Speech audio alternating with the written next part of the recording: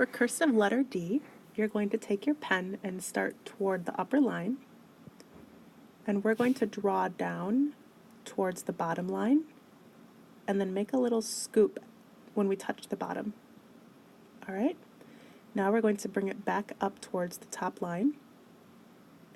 We're going to touch where we started and then make a loop back through and out on the other side.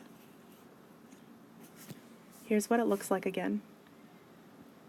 Start at the top, go towards the bottom, do a little loop, come back up to the top, and loop it through. When you do it a little bit faster, loop at the bottom, loop at the top. For the lowercase letter D, it is very similar to the lowercase letter C. I'm going to start on my bottom line and come up to meet the middle. So I'm going to draw a line to scoop up. I'm going to come back down and touch the bottom. And now I'm going to go back up and connect them, go up to the top line, and then come back down.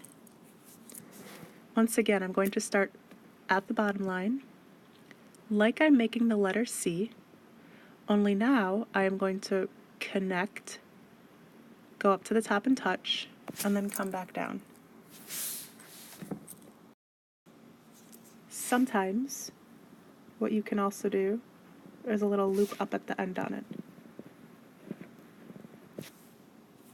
Those are your letters, the uppercase letter D and the lowercase letter D.